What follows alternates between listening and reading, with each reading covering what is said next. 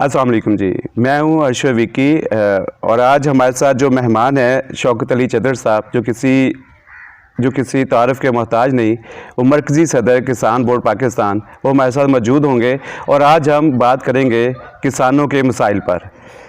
अस्सलाम वालेकुम चौधरी साहब। वालेकुम सलाम जी, कैसे हैं सर आप? खैरियत से हैं? अल्लाह का शुक्र जी।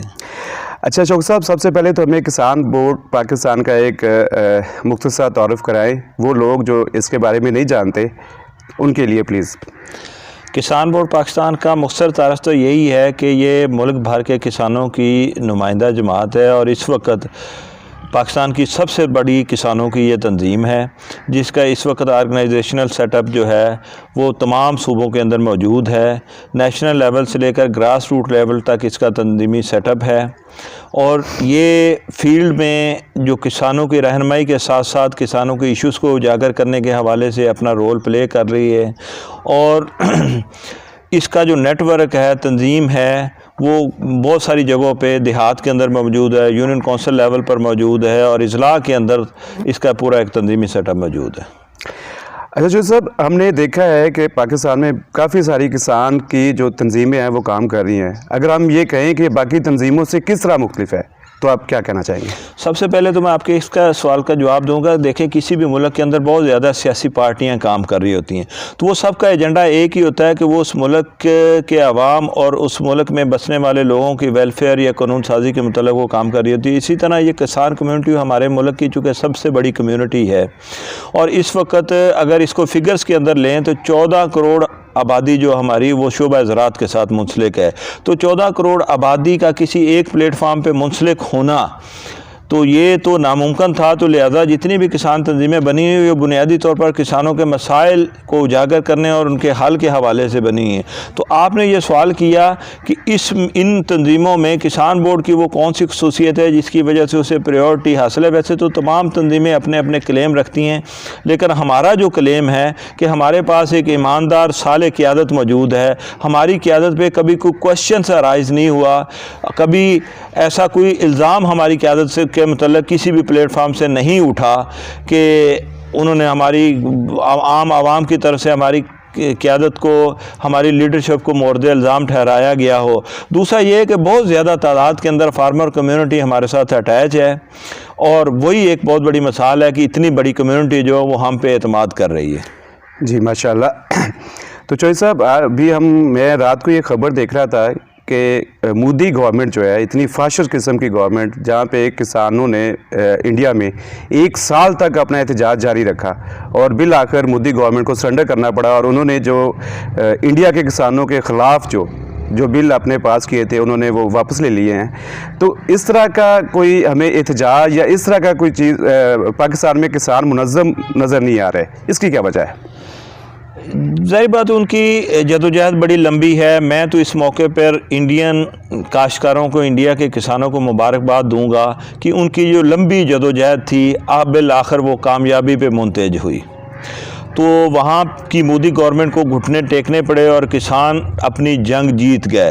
तो मैं पाकिस्तानी किसानों को भी इस मौके पर पैगाम देना चाहूँगा कि देखें, आपके हमसाया मुल्क के अंदर किसान एक प्लेटफार्म पर इकट्ठे हुए, वहाँ भी कई तंजीमें थीं, बहुत सारी तंजीमें एक प्लेटफार्म पर इकट्ठी हुई और उन्होंने मुश्तरका जदोजहद की और वहाँ की फाशिस्ट जो है हुकूमत जो है, मोदी सरकार जो है, जो कि मुतालबात मानने के लिए तैयार नहीं थे, वहाँ पे उन्होंने अपना जो है मुतालबा तस्लीम करवाया, बल्कि उन्होंने लड़ के अपनी जंग जीती। इस पर मुबारकबाद के मुस्तहिक हैं और इंशाल्लाह पाकिस्तान में भी अब किसान जाग रहा है। किसान कम्यूनिटी के अंदर से ये आवाज़ आ रही है, मुख्तलिफ प्लेटफार्म से ये आवाज़ें उठ रही हैं कि तमाम किसान तंजीमें जो हैं वो एक मुश्तरका प्लेटफार्म से जदोजहद करें। तो इंशाल्लाह वो वक्त भी आ जाएगा, लेकिन असल बात यह है कि ये इस पर जदोजहद होनी चाहिए। किसान काज के लिए लोगों को बाहर निकलना चाहिए और अपने हक़ के लिए लड़ना सीखना चाहिए।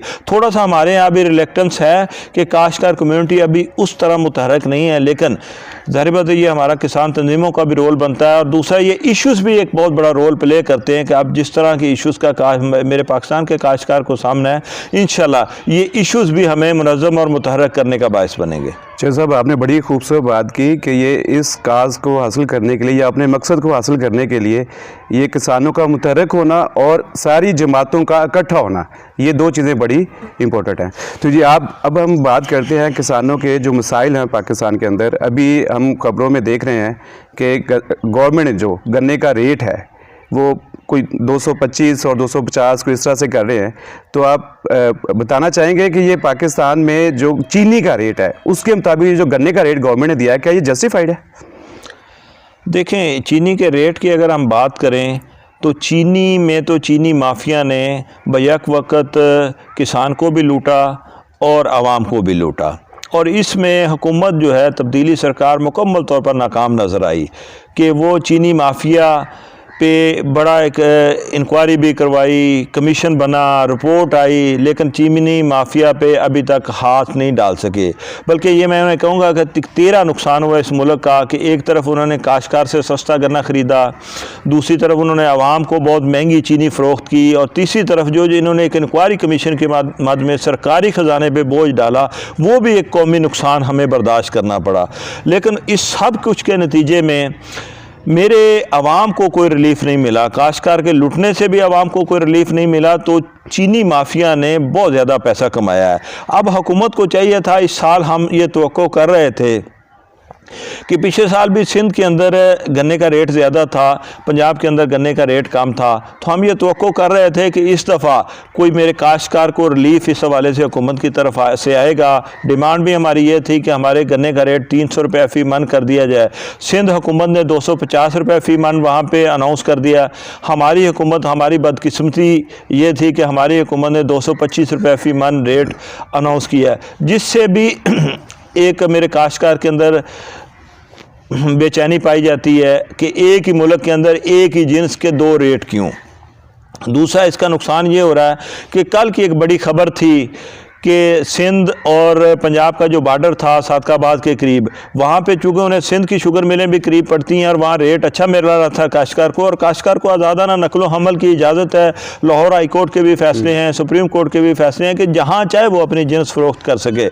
लेकिन वहाँ पर ये जो शुगर मिल मालकान थे, इन्होंने इंतज़ामिया के साथ मिलकर गड्ढे खोद दिए और मेरे काश्तकार को गन्ना जो है वो सिंध की तरफ ना ले जाने दिया गया। तो उसका एक तो हल ये, या तो आप रेट उसके बराबर कर दें। ये मेरी जिन्स है ना, दुनिया में जो कोई शख्स कोई चीज़ पैदा कर रहा है उसे उसका रेट मुकर्रर करने का इख्तियार है। सिर्फ अगर इख्तियार नहीं है तो मेरे काश्तकार को नहीं है।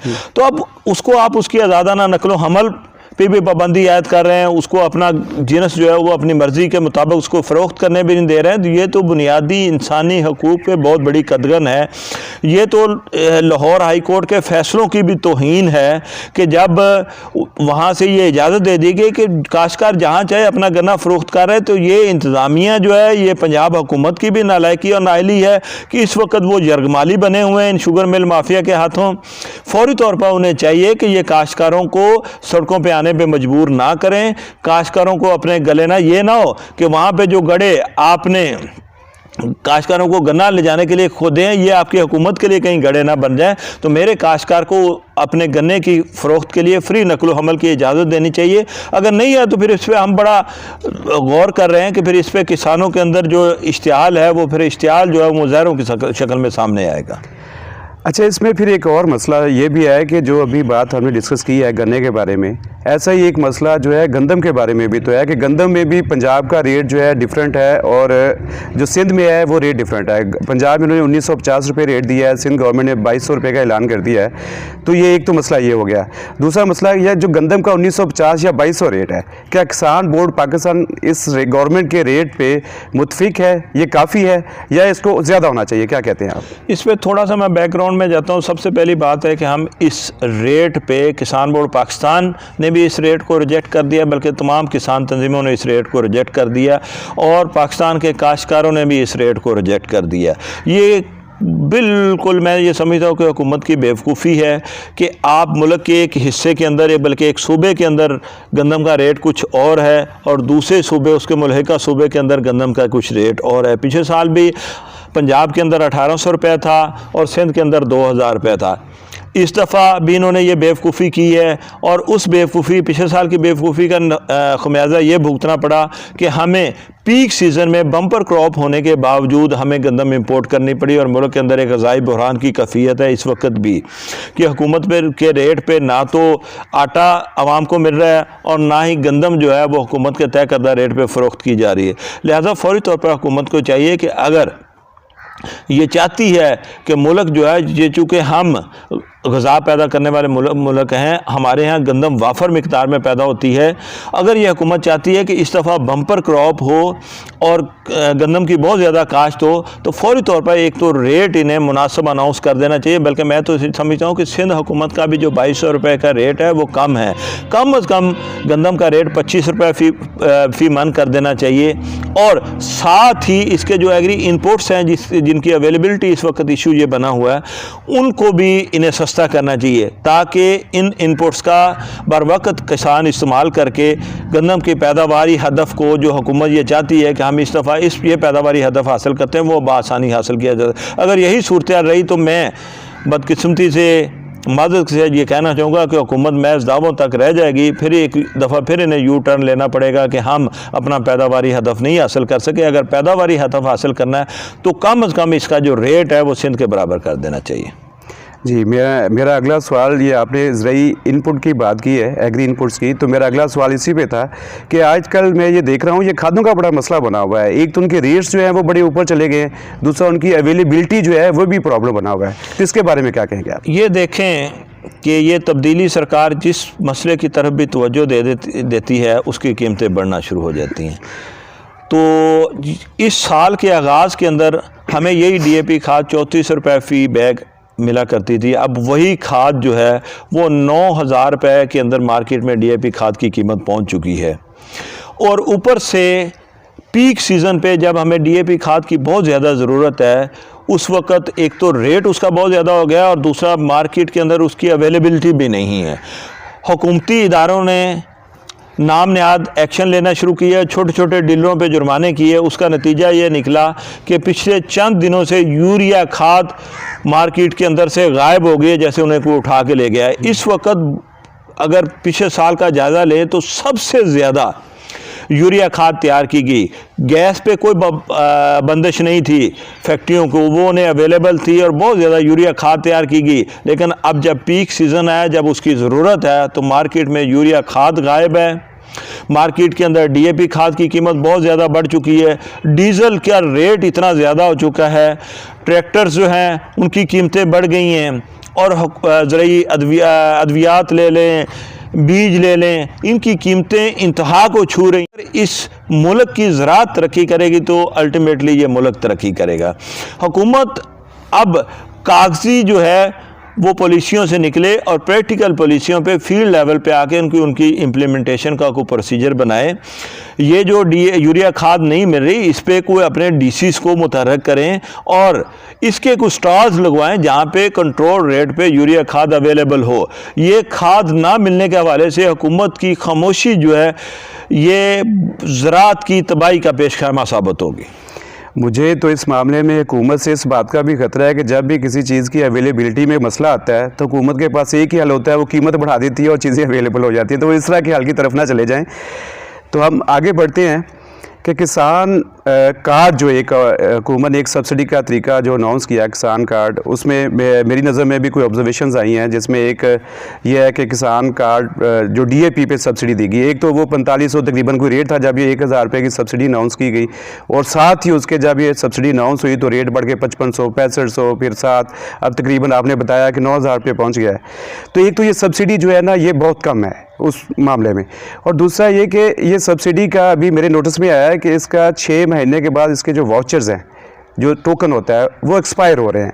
अब एक डीलर ने अगर सब्सिडी अपने पास अपनी दुकान पे उसने खाद रखी हुई है, 2-3 महीने खाद पड़ी थी, 2-3 महीने वहीं पे गुजर गया, उसके बाद फिर वो मसला आया तो वो जब वो गया तो उसको पता चलता जी मेरे उसके 50 या 100 टोकन थे, 50,000 लाख रुपए का जो गवर्नमेंट ने बेनिफिट दिया था वो एक्सपायर हो गया। तो फिर वो एक तो ये बात कि ये ज़िम्मेदार का लॉस है, दूसरा फिर एक और मसला भी वो ये कि अगर ये एक्सपायर हो रहा है तो ये पैसा कहाँ पे जा रहा है? कहीं ऐसा तो नहीं है कि ये इसको भी ये कोई बाद में पता चलेगा कि कोई बहुत बड़ा स्कैंडल निकला है? इसके बारे में क्या कहेंगे? अच्छा, किसान कार्ड हो या सब्सिडी हो, ये जब से आई है ना, इस पे सवालिया निशान काश्तकारों की तरफ से आ रहे हैं कि काश्तकार का हमेशा ये मौक़िफ़ रहा है कि इस सब्सिडी का फ़ायदा मेरे काश्तकार को नहीं पहुंचता। वो दरमियान में बैठा हुआ जो तबका है वो बुनियादी तौर पे इसका बेनिफिशरी बना हुआ है। वो मुख्तलिफ़ इदारों के अंदर बैठे हुए लोग हों, खाद कंपनियों के अंदर काम करने वाले लोग हों, या मार्केट के अंदर घूमता फिरता माफिया, वो इसका ज़्यादा बेनिफिशरी है, मेरा काश्तकार इसका बेनिफिशरी नहीं है। अब हुकूमत ने बड़ी गौर गौज़ के बाद किसान कार्ड को इंट्रोड्यूस करवाया और बहुत बुलंदोबाग दावे इस हवाले से किए गए कि किसान कार्ड के ज़रिए काश्तकार को रिलीफ मिलेगा। खामियां कोताहियां तो हर जगह पे होती है, लेकिन इतनी खामियां कोताहियां शायद किसी जगह पे ना हों कि आप ये देखें कि जो सब्सिडी की मद में रकम हुकूमत मुख्तस करती है, उस सब्सिडी का 10 से 15% जो है वो काश्तकार तक पहुँच रहा है, बाकी दरमियान के अंदर ज़ाया हो रहा है। उसके अंदर जैसे आपने ख़ुद ही वजाहत कर दी कि बहुत सारी ऐसे फ्लाज हैं, जैसे कोपन है, तो वो कोपन अगर आप लेके गए हैं तो वो बाज़ का खाद ख़रीदते वक्त कोपन चूँकि बोरी के अंदर बंद होता है तो उसकी एक्सपायरी डेट वो काश्तकार चेक नहीं कर सकता। उसके सामने तो उसी वक्त आएगा जब वो खाद की बोरी खोलेगा, तो वो एक्सपायर्ड वाचर उसको मिल जाता है, तो 6 महीने की एक्सपायरी डेट भी ये एक बहुत बड़ा इशू है। इसके अलावा आपने जो मशीनरी जो है वो इक्विपमेंट जो प्रोवाइड किए हुए हैं उनके अंदर भी बहुत ज़्यादा फ्लाज हैं कि एक काश्तकार रजिस्टर्ड नहीं है, उसका प्रॉपर मैकेनिज़्म नहीं हुआ और आपके डिपार्टमेंट में गया और कहीं ना कोई प्रॉब्लम रह गया तो वो कार्ड मशीन के अंदर जब इंटर हो जाता है तो वो कार्ड ज़ाया हो जाता है, वो यूज़ हो जाता है और उस काश्तकार को पैसे नहीं मिलते। वो कार्ड का पैसा कहाँ जा रहा है, इस पर कोई हाई लेवल की एक इंक्वायरी कमीशन बनना चाहिए। अच्छा साहब, ये जो गंदम का रेट आपने अभी बताया कि इन्होंने गवर्नमेंट ने कम अनाउंस किया है, जो कि इसमें जो इनपुट्स ज़राई इनपुट्स हो गए हैं उसमें ये कभी भी किसान के फ़ायदे में नहीं है, तो ये गंदम का रेट एक तो ज़्यादा होना चाहिए, फिर गवर्नमेंट को ये गंदम की काश्त से पहले अनाउंस करना चाहिए ताकि ज़्यादा लोग गंदम जो है काश्त करें। तो इसके बारे में आप क्या कहेंगे? जी, इसका इम्पेक्ट तो अल्टीमेटली पड़ता है। अगर एक तो हमारी डिमांड हमेशा से ये होती थी कि फसल की बिजाई से पहले, गंदम की फसल की बिजाई से पहले उसकी सपोर्ट प्राइस अनाउंस हो जानी चाहिए, और दूसरा वो सपोर्ट प्राइस मुनासिब होनी चाहिए ताकि ज़्यादा से ज़्यादा काश्तकार जो है वो गंदम इसके काश्त करने की तरफ तवज्जो दे। इस वक्त हुकूमत ने एक तो रेट जो अनाउंस किया है उसके हवाले से, पिछले साल भी यही प्रॉब्लम था कि हुकूमत ने एक तो रेट अनाउंस किया जिसकी वजह से काश्तकार जो है वो गंदम की बिजाई की तरफ उसने ज़्यादा तवज्जो नहीं दी। इस दफ़ा भी गंदम का एक तो रेट जो इन्होंने अनाउंस किया उसके हवाले से खासा बहम पाया जाता है, काश्तकार इस पर सेटिस्फाइड नहीं है। मैंने कहा है, एक तो पंजाब और सिंध का रेट का भी डिफरेंस है, दूसरा काश्तकार जो इस वक्त डिमांड कर रहा है हुकूमत वो रेट मेरे काश्तकार को नहीं दे रही। ये काश्तकार किसान की डिमांड के मुताबिक अगर ये रेट दे दें और टाइमली अनाउंस कर दें तो उससे ये जो गंदम की बजाई उस पर बड़ा इम्पेक्ट ये पड़ेगा कि काश्तकार फौरी तौर पर ज़्यादा एरिए पे वो गंदम काश्त करेगा, और दूसरा इनपुट्स जो हैं, वैसे तो ये इनपुट्स उसकी काश्तकार की पहुंच से बाहर हो गए, लेकिन अगर रेट अच्छा होगा तो फिर भी काश्तकार महंगी इनपुट ख़रीद के DAP खाद उसको इस्तेमाल कर लेगा, उसके अंदर मुख्तलिफ इनपुट्स इस्तेमाल कर लेगा ताकि गंदम की पैदावार बेहतर हो जाए। अगर ये चीज़ें नहीं होती तो अल्टीमेटली हुकूमत के दावों के बावजूद हम अपना पैदावारी हदफ हासिल नहीं कर सकेंगे। अच्छा, दूसरा ये है कि देखें, पिछली दफ़ा भी जो गंदम की बम्पर क्रॉप हमारे पास पैदा होने के बावजूद हमें गंदम बाहर से इंपोर्ट करने पड़ी, जिससे बहुत ज़्यादा ज़र मुबादला जो है वो हमारा वहाँ पे ख़र्च हुआ। अब हुकूमत की तवज्जो ये है, हुकूमत दावे भी ये कर रही है कि हम करंट अकाउंट खसारा जो है वो कम करना चाहते हैं। अगर आप करंट अकाउंट खसारा कम करना चाहते हैं तो आपको अपनी दरामदात जो हैं ये कम करनी पड़ेंगी, और दरामदात जो है ये हमारी मेजर क्रॉप है गंदम जो है, तो ये अगर इसकी दरामद कम करेंगे तो हम अपने करंट अकाउंट खसारे को कम कर सकेंगे, और ये इसी सूरत में कम हो सकती है कि हमारे यहाँ एक तो ये बम्पर क्रॉप पैदा हो, और दूसरा जो हमारा डिफरेंस है कि आप ये देखें कि पिछली दफ़ा जो पंजाब हुकूमत ने कंपटीशन करवाया था, पैदावारी मुकाबला करवाया था गंदम का, कि हमारा टॉपर काश्तकार उसकी 68 मन फ़ी एकड़ पैदावार थी और हमारी एवरेज पैदावार थी 28 मन फ़ी एकड़। तो हुकूमत को चाहिए कि फौरी तौर पर ये जो गैप है 28 और 68 का, इस गैप को कवर करने के लिए ये फौरी तौर पर इस पर तवज्जो दे, अपने काश्तकार को इस हवाले से को अवेयरनेस कैंपेन चलाए और काश्तकार को वो सहूलतें दें, रेट की सहूलत है, इनपुट्स की सहूलत है, ताकि ज़्यादा से ज़्यादा इस गैप को अगर हम कवर कर जाएंगे कि हम अपनी एवरेज 45 मन पे भी ले जाएंगे तो हमें गंदम दरामद करने की ज़रूरत नहीं पड़ेगी और हमारा करंट अकाउंट खसारा जो है इस तरीके से बड़ी आसानी से हम कम कर सकते हैं। बड़ी खूबसूरत बात की आपने कि हमें 28 मन और 68 मन का जो डिफरेंस है इसको कम करने की ज़रूरत है। ये तो हमने एक गवर्नमेंट से अपनी डिमांड रख दी, तो इसमें किसान बोर्ड पाकिस्तान जो है वो अपना क्या रोल प्ले कर सकता है कि किसान जो है अपनी वीट की पैदावार बढ़ा लें? देखें, हम तो इस वक्त कोई टेक्निक सी फार्मर्स को बता सकते हैं और गाय बगाए हम बताते भी रहते हैं कि वो कौन सी बुनियादी टेक्निक्स हैं जो आपको खुद करने की ज़रूरत है, जिसमें शायद गवर्नमेंट का कोई रोल नहीं है। तो दो बुनियादी टेक्निक्स हैं जो मेरे फार्मर्स को फौरी तौर पे अडॉप्ट कर लेनी चाहिए अपनी बेहतर पैदावार के लिए। एक तो सीड जो हम अपने घरों से इस्तेमाल कर रहे हैं उसको आप ग्रेडिंग करके इस्तेमाल करें, वो ग्रेड शुदा हो और उसकी आप घर के अंदर बड़ी आसानी से उसका जर्मिनेशन टेस्ट कर सकते हैं, वो इतना मुश्किल नहीं है। और दूसरा, सीड ट्रीटमेंट करके काश्त करें। और जो मार्केट से भी आप बीज खरीद कर रहे हैं वो आप बोरी खोलें और आप देखें कि अगर तो वो बीज साफ़ है और क्वालिटी वाला है तो उसको इस्तेमाल करें, नाकस बीज इस्तेमाल ना करें। तो उस हवाले से अवेयर्ड रहें। आज भी मेरे पास कोई कंप्लेंट आई कि मार्केट में जो अवेलेबल सीड है वो भी कोई आला क्वालिटी का सीड नहीं है, तो आप ऐसा बीज बिल्कुल इस्तेमाल ना करें। चाहे अपने घर का बीज इस्तेमाल करें लेकिन ग्रेडिंग करके इस्तेमाल करें और सीड ट्रीटमेंट करके इस्तेमाल करें। ये वो दो बुनियादी तरीका काश्त तो आप बासानी इस्तेमाल कर सकते हैं और आप तरवतर ज़मीन के अंदर जो है ये गंदम की जो है ये बिजाई करें ताकि इसकी जर्मिनेशन अच्छी हो और ज़्यादा से ज़्यादा पौधे खेत के अंदर होंगे। जब पौधे खेत के अंदर ज़्यादा होंगे तो अल्टीमेटली हमारी गंदम की पैदावार भी उससे बढ़ेगी। और क्वालिटी का बीज को इस्तेमाल करें और हेल्दी बीज को इस्तेमाल करें। ठीक हो गया। अच्छा चौधरी साहब, एक और बात कि ये अभी हमने काफ़ी सारी ऑब्जर्वेशन जो हैं गवर्नमेंट लेवल पे दे दी हैं, तो अगर ये गवर्नमेंट इन ऑब्जर्वेशन को सीरियस नहीं लेती तो फिर हमारे पास क्या ऑप्शंस बचती हैं कि फिर हम कैसे हम अपना जो अपनी ये जो जायज़ हमारे मुतालबात हैं ज़िम्मेदारों के, ये कैसे मनवा सकते हैं? इस वक्त तक तो मुझे जो लग रहा है कि ये हुकूमत शायद ख़ुद घर जाने का प्रोग्राम बना चुकी है। इनके जो मामलात हैं या इनके जो काम हैं उनसे तो नज़र यही आ रहा है कि ये शायद आप सियासी शहीद बनना चाह रहे हैं।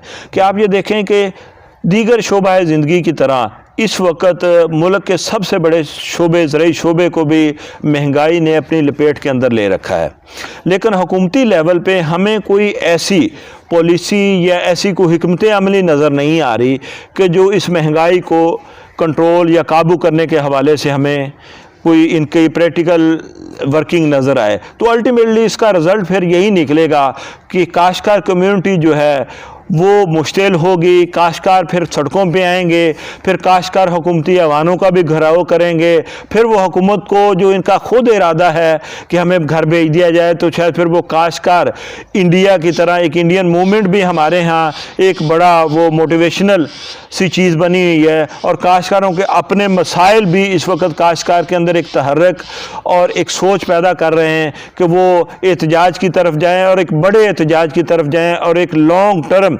यहाँ पे एहतजाज की पॉलिसियाँ बन रही हैं। हमारे किसान बोर्ड पाकिस्तान के अंदर भी हुकूमती पॉलिसियों को और हुकूमती तमाम इक़दामात को बगौर देखा जा रहा है और डे बाई डे हम इस हवाले से अपनी मशावरती इजलास भी कर रहे हैं। और अनकरीब अगर हुकूमती लेवल पे हमें ऐसी कोई सीरियस नज़र ना आई संजीदगी के हवाले से मसाइल को हल करने के हवाले से, तो फिर ये किसान जो है जो ख़ुद सड़कों पे निकलने के लिए तैयार हों तो फिर किसान बोर्ड पाकिस्तान उनको लीड करते हुए सड़कों पे भी आएगा। हम हुकूमती ऐवानों की तरफ भी रुख करेंगे और लंबी तहरीक चलाएँगे फिर इस हुकूमत के ख़िलाफ़ और ऐसी पॉलिसियाँ बनवाने के लिए जो मेरी किसान दोस्त हो, मेरी किसान कम्यूनिटी को सपोर्ट करते हो, फिर हम एक लंबी तहरीक के लिए तैयार बैठे हैं। जॉय साहब, एक सवाल और है कि जे गवर्नमेंट का एक परसेप्शन है कि इन्होंने बड़े कम इंटरेस्ट मार्कअप रेट पे कर्ज़े दिए हैं, जिसमें कोई घर बनाने के लिए कर्ज़े हो गए, गाड़ियों के लिए कर्ज़े हो गए, और बिज़नेस के लिए कर्ज़े हो गए, 3% 4% गवर्नमेंट कर्ज़े दे रही है। तो ये एक परसेप्शन ही है, क्योंकि अगर देखा जाए तो एक किसान खुशहाल काउंट है जो ज़रूरी बैंक है, क्योंकि किसान की जो अप्रोच है वो ज़रूरी बैंक तक होती है, वहाँ पे उसको आसानी से कर्ज़ा मिल जाता है, बाकी उसको डॉक्यूमेंटेशन में काफ़ी प्रॉब्लम्स होते हैं। तो मुझे पता चला है कि उस 16 रुपये 16.87 तकरीबन कुछ 17% पे ज़िम्मेदारों को कर्ज़ा दे रहा है। तो ये रेट जो है ये क्या बहुत ज़्यादा रेट है? क्या कोई किसान ये इस रेट पे कोई कर्ज़े अफोर्ड कर सकता है? देखें, हुकूमत ने जो दावे किए थे ना, वो उसको यू टर्न का नाम दे के कई चीज़ों से अब वो मुकर चुकी है।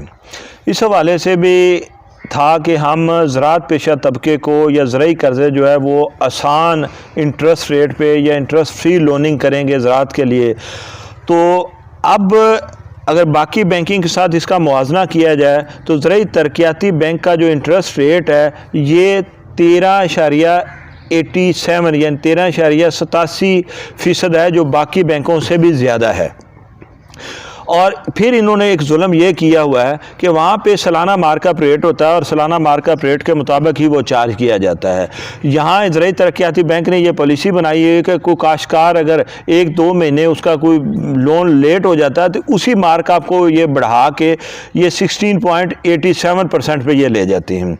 और दूसरे एक तरफ अगर ये देखें तो ये इनकी जो लोनिंग प्रोसेस है, तो प्रोसेसिंग फ़ीस की मद में आप तमाम शेड्यूल्स बैंकों को देख लें, जितने भी स्टेट बैंक के तहत काम कर रहे हैं, तो उनके की जो लोनिंग की प्रोसेसिंग फ़ीस है 5,000 से लेकर 7,000 से ज़्यादा किसी की भी नहीं है।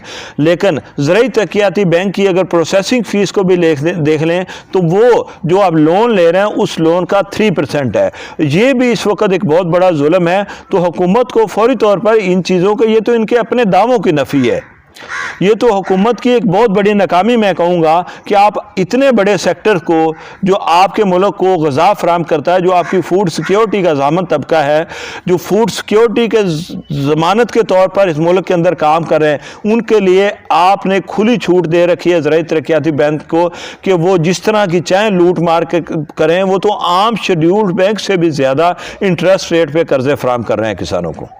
जी चौधरी साहब, बड़ी अच्छी नशीस रही। हमने किसानों के मसाइल जो थे वो हमने सारे हाईलाइट किए जो गवर्नमेंट पे पर्टेन करते हैं। तो अब कोई किसानों के नाम जो आप पैगाम देना चाहें अपने किसान भाइयों के नाम, वो प्लीज़। जी, इस मौके पे मेरी काश्तकार बरादरी के लिए एक तो मैं उनको वेल डन और शाबाश का पैगाम दूंगा कि इतने मुश्किल हालात के अंदर भी आपने अपने पेशा काश्तकारी को नहीं छोड़ा। आपने जो बेड़ा उठाया था इस मुल्क की आवाम को ग़िज़ा फराहम करने का, आप उसमें जुटे हुए हैं। जितने भी मुश्किल से मुश्किल हालात हों, बहुत सारे लोग अपनी इंडस्ट्रियां बंद करके भाग जाते हैं, कारोबार बंद कर देते हैं, लेकिन मेरे काश्तकार की ये शनाख्त है कि वो इस पर जितने भी मुश्किल हालात आ जाएँ वो अपना काम नहीं छोड़ता। इस पर तो मेरे काश्तकारों को मैं एक तो मुबारकबाद दूँगा, और ये इस मुल्क के साथ उनका इखलास है और इस मुल्क के साथ उनका मुखलसपन है कि वो अपने कौम के साथ इस वक्त भी इन मुश्किल हालात के अंदर भी खड़े हुए हैं। कोविड का दौर हो, कोविड का जब मुश्किल तरीन पीरियड पिछले साल आया था, तो उस वक्त भी मेरा काश्तकार जिसको रिलीफ नाम की कोई चीज़ नहीं मिली थी, लेकिन उसने मुल्क के अंदर ग़िज़ाई किल्लत पैदा नहीं होने दी थी।